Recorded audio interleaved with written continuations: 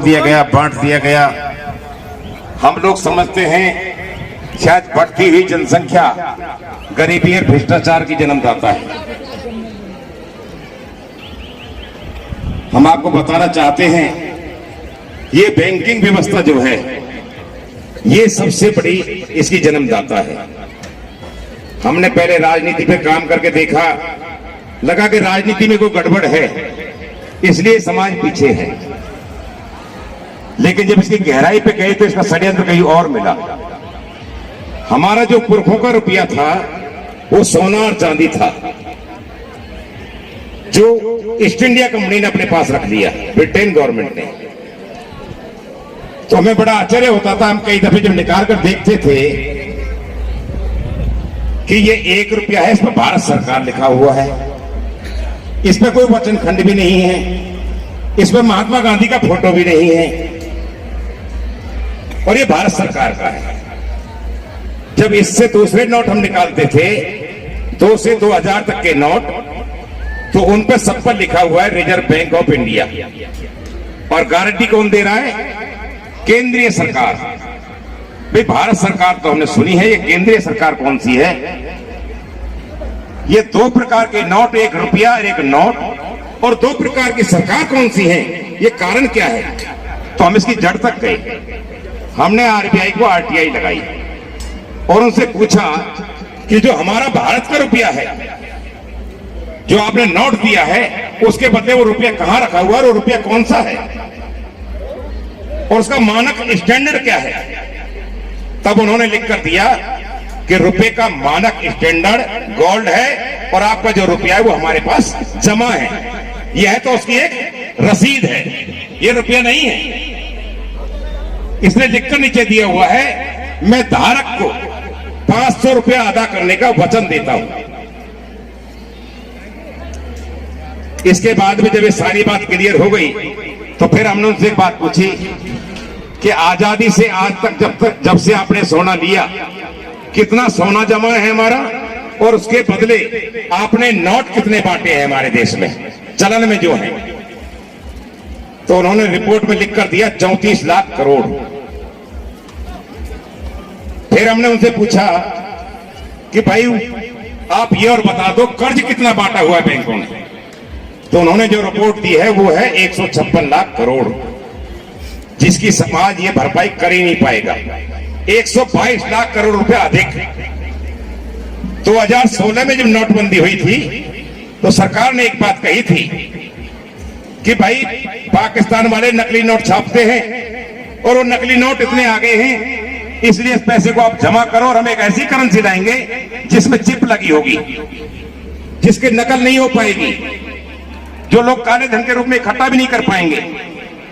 तो अब मैं पूछना चाहता हूं अपनी भारत सरकार से भी और ब्रिटिश राज्य के ईस्ट इंडिया के उस आरबीआई बैंक से भी और उसकी शाखाओं से भी कि भाई ये नकली रुपया किसने छापा है जो हमारे लोगों को बांट दिया गया है? डिजिट के माध्यम से हवा में पैसा वितरण किया गया है। हम सुप्रीम कोर्ट पहुंच गए, सुप्रीम कोर्ट ने हमारा केस एक्सेप्ट कर लिया और अब उसके लिए हमने चैलेंज कर दिया है कि भारत के हर किसान को, हर मजदूर को कर्ज मुक्त कराया जाएगा, क्योंकि बैंक आपका कर्जदार है, हम बैंक के कर्जदार नहीं है। बैंकों के पास जो हमारा सोना रखा है वो हमें वापस लेना है। आपको ध्यान होगा सर छोटू राम, अंग्रेजों के राज होता था, हमारे किसानों की जमीन कहां चली गई थी? लालाओं की बही में। और आज ये जमीन कहां चली गई है? इनके बैंकों में, प्राइवेट बैंकों में। जमीन भी ले ली और सोना भी ले लिया, दोनों काम नहीं होने देंगे भाई।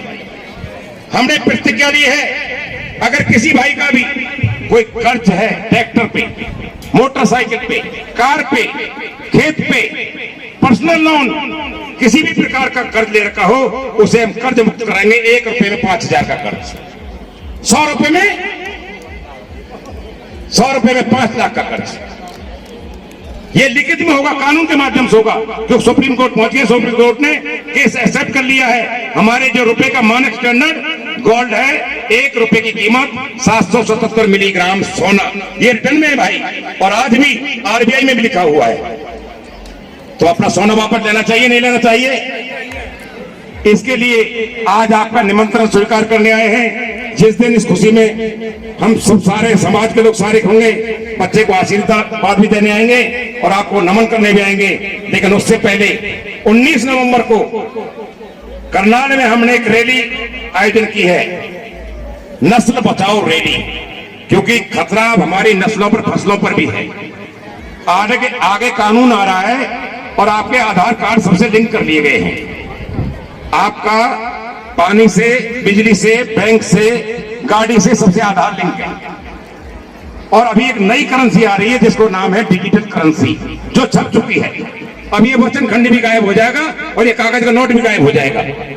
अगर हम लोग खड़े नहीं हुए तो डिजिटल करेंसी आपके मोबाइल में आएगी और सारे बैंक यहां से भाग जाएंगे। इसलिए ये संकल्प बचाओ रैली करनाल में 19 नवंबर को बुलाई है और इसमें हर किसी को इसलिए बुलाया गया है, किसान को व्यापारी का हिमायती बनना पड़ेगा। आपकी मदद कौन करता है? जब जरूरत पड़ती है आड़ती मदद करता था, पड़ोसी जो बनिया होता है वो हमें राशन दे देता, बाद में ले लेता है। तो उन्होंने इसको भी खत्म करने का प्लान कर दिया है कि ऑनलाइन सिस्टम लाओ और इस व्यापारी को भी खत्म कर दो।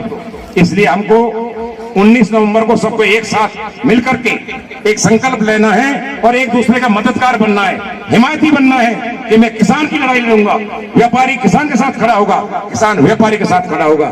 मैं ज्यादा समय ना लेकर भाई साहब का वो है, आपसे यही निवेदन करूंगा, भाई 19 तारीख को आओगे ना आप भी हमारे निमंत्रण पे, तो ये निमंत्रण मैं आप सबको सामूहिक यहीं से दे रहा हूं। भाई एक निमंत्रण का वो दे देना।